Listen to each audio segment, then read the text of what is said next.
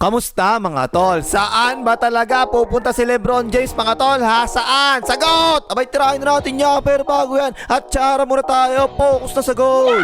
Okay game, 5 araw na nakalipas no? Noong nagsabi si Lebron na hindi na raw siya pipirma sa Lakers. At hanggang ngayon, hindi pa rin talaga siya nagsasabi kung saan talaga siya maglalaro May lumabas pa nga ganito mga tol, ewan kung totoo tong ganito ha? Nakalagay kasi dyan, Sixers kasi sina NBA dyan, di ba? Miami Heat, sina Giannis De Belen. Cavaliers naman, sina Gagambo tsaka si Balbas, Nuggets naman si Joker. At nandyan din yung Spurs, yung New York Knicks at Golden State Warriors, pati nga Celtics nandyan din Okay, isa-isahin natin mga tol kung saan ba talaga magandang fit si Lebron ngayon. Eto sa mga sugarol mga tol, ang pinakalamang na daw ngayon ang Cleveland Cavaliers. Syempre naman, 2 beses na naglaro si Lebron dyan dati di ba nga kung naalala nyo pa, napachampion pa nga ni Kyrie Irving dati yan, di ba? Ang mga kasama niya dyan kung sakali, si Gagamboy, si Balbas, si Afro, tsaka si Evan Mobley Dick. Yan mga tol, kung mapapansin nyo ha, meron ng 2 ball dominant na players ng Cavaliers ngayon Ando na kasi si Gagamboy tsaka si Balbas. So ang lalaro ni Lebron dito kung sakali is small forward Wala yan pinagkaiba sa Lakers na meron ng Papaluka tsaka may backribs, di ba? Kaya yun, naging third option na tuloy sa opensa si Lebron.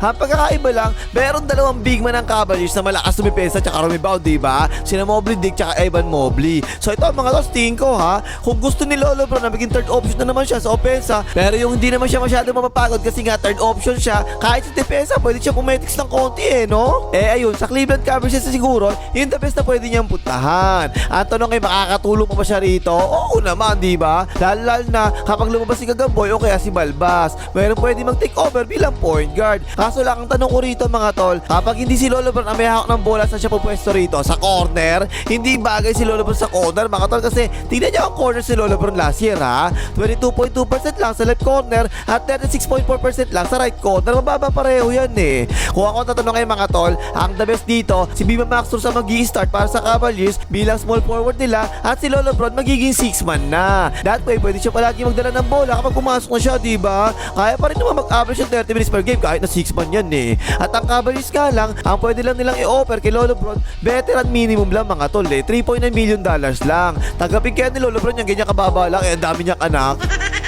Tapos ito, dito naman tayo sa susunod na limado sa pustahan ang Golden State Warriors. Ito, interesting to mga tol kasi matagal na sinabi ni Lebron, diba? Na gusto talaga niya makakampi si Best Shooter sometimes. Mga kasama niya rito, syempre si Best Shooter sometimes, si Doraemon, Stick Balaw, at si Jimmy Santos. Ang napabalita pa rito dati mga tol, tinetrade daw ng Warriors si Jimmy Santos para makuha si Davis Salon, diba? At yun yung ginagawa nilang pang-akit kay Lebron para kumampi sa kanila. Pero ang sabi chismosa kong kapitbahay, di na raw natuloy yun Ayaw na raw kasi ng Wizards. So ayun, kung sakaling sa Warriors maglalaro si Lebron mga tol, malamang hindi na magiging Warriors ang style nila, diba? Na-addict lahat sila sa 3 points kasi tingnan nyo line-up, si Jamie Santos, si Doraemon, si Lebron, puro inconsistent sa 3 points siya makayan Si Tikbalan na lang siya kasi best shooter sometimes yung legit na meron tira sa 3 points. Pero ang maganda naman dyan mga tol, 5 veterano to sa isang team no? Naalala ko noong 90s hanggang 2000 sa NBA, kadalasan yung mga veterano talaga nananalo palagi Medyo na iba na ngayon kasi maraming batang team na yung nagki-champion, diba? Pero gusto ko talaga to mga tol, na puro veterano yung makakasama niya sa Warriors.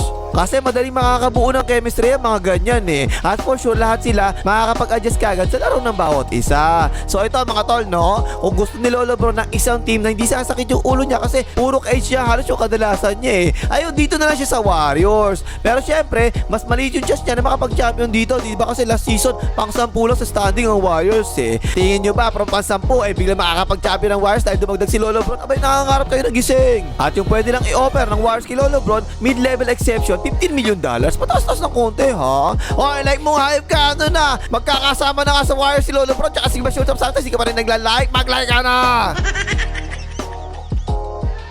Tapos pangatlo sa pustahan mga tol, Miami Heat. Again, nakapaglaro na si Lebron dito mga tol At malakas talaga Miami Heat. Yan, ando ba naman si Giannis De Belen Ando ba si Mamakino Bayo, si Aedap yun, tsaka si Andrew So pwedeng shooting guard ang pwesto ni Lebron dito mga tol. Hanip no? At pwedeng siya pa kaya maging second option dito sa team na to. Actually tingin ko mga tol, dito talaga mas fit si Lebron kasi si Giannis De Belen lang naman yung ball dominant sa mga yan, diba? At sa Miami Heat kasi ang style nila ngayon parang dribble drive offense talaga ni Coach Chot. So may chance talaga makapag-isolation dito si Lolo Bron mga tol. Huwag lang niyang babagalan kasi minsan talaga ang tagal ng bola sa kanya, di ba? Dito kasi sa Miami Heat, tuloy-tuloy talaga yung ginagawa nilang atake. At saka hindi kailangan masyado dito yung 3-point shooting niya. Mas okay dito yung mga drive-in kick-outs sa ginagawa niya eh. Pero yun, kapag kasi naupo nagpapahinga si Giannis De Belen, di ba? Ayun, si Lolo Bron yung pwede magtimon ngayon sa Miami Heat. At sobrang solid yung depensa ng Miami Heat, mga tol. Puro malalakas dumipensa yung mga yan. Huwag lang tatama rin si Lolo Bron dito sa depensa. Lalakas lalo depensa niya mga yan eh. Pwede maging switch all ang gagawin depensa ng Miami Heat, ha?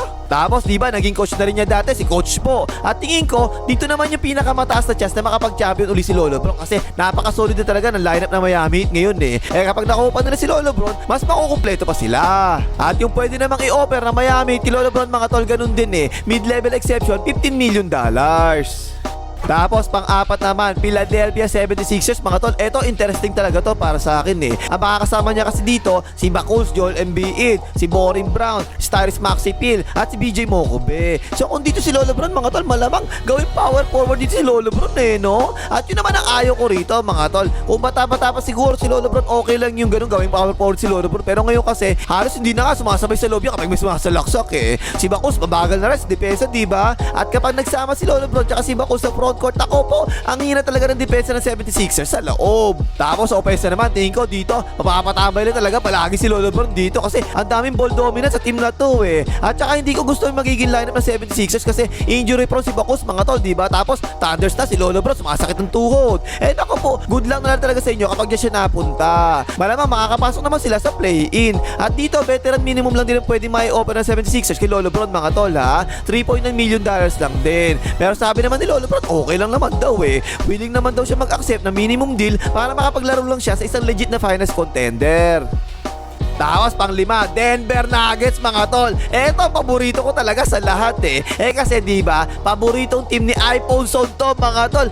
Diba, legit na LeBron hater yung hype na yon. Sa lahat ng teams mga tol ha, dito ko talaga gusto mapunta si Lolo Bron sa Denver Nuggets talaga eh. Para makita natin lahat kung magiging hater pa rin ba ni Lolo Bron si iPhone Zone kapag nasa Nuggets na siya. Pero seryoso mga tol, dito sa Denver Nuggets kasi diba, ang makakasama niya dito si Mahal Murray, si Cam Johnson Wax, si Gordon Dakdak Mo at si Joker. So kapag dito naglaro si Lolo Bron mga tol, shooting guard si Lolo Bron dito mga tol ha. At magiging tol lineup talaga tong Nuggets na to. Tapos eto pa, ang main problem palagi ng Nuggets mga tol, ano ba? Kapag nagpapahinga si Joker, diba? Yung mga non-Joker minutes palagi problema nila eh. Kadalasan kasi doon palagi lumalamang yung kalaban nila. Pero kapag nandiyan na si Lolo Bron, ayun, pwedeng si Lolo Bron ang papalit ngayon sa role ni Joker. Kahit gawin nila mismo yung mga plays na ginagawa nila kay Joker, yung taga-screen sa ibabaw, okay, mga handout na ginagawa ni Joker, pwede kay Lolo Bron yung kayang gawin ni Lolo Bron yung mga ganun eh. Kasi diba, marunong naman talaga mamasa si Lolo Bron. At dito sa Nuggets mga tol, legit talaga to. Finals contender talaga to eh. At malakas pa rin naman talaga ang Nuggets mga tol eh. Kapag dito naglaro si Lolo Bron, magiging kompleto talaga ang lineup ng Nuggets ngayon at mas lalakas pa sila. Ang pwede namang i-offer ng Nuggets kay Lolo Bron, veteran minimum lang mga tol eh. Pero ang sabi pa nga ng chismosa kong kapitbahay, talaga daw tinawagan ng Denver Nuggets si Lolo Bron para iayain siya sumali sa kanila. Mukhang message naman no kasi talagang makukumpleto talaga yung Nuggets kapag sumali si Lolo Bron sa kanila eh. Commercial, pasok! Tapos pang-ani mga tol, San Antonio Spurs, wow naman. Pero walang pwesto si Lolo Bron dito eh, no? Sobrang overcrowded na ng Spurs sa lahat ng position talaga eh. At saka hindi bagay si Lolo Bron dito mga tol kasi dito dapat masipag yung player eh. Tamad-tamad na si Lolo Bron, diba? Wag na dito, no? Wag na. Guguluhin mo lang yung team ng mga bata. Wag ka na dito, hindi ka welcome dito. At saka wala rin may offer ang Spurs sa'yo. Veteran minimum lang, wag ka na dito. Wag sa Spurs, Lolo Bron, mamuguluhin yung team namin. Tapos panghuli, New York Knicks mga tol ha. Syempre nag-champion yung New York Knicks eh. At dito bagong record na naman to pag nangyari to mga tol. Makakasama niya kasi dito yung isa pa niyang anak, yung anak ni Lebron. At yung sabi ng chismosa kong kapitbahay mga tol, ang sabi daw ng agent ni Lolo Bron, kung hindi raw nag-champion ng New York Knicks malamang sa Knicks talaga siya lilipat. Pero sabi din sa balita, hindi daw interesado ang New York Knicks na makakuha si Lolo Bron.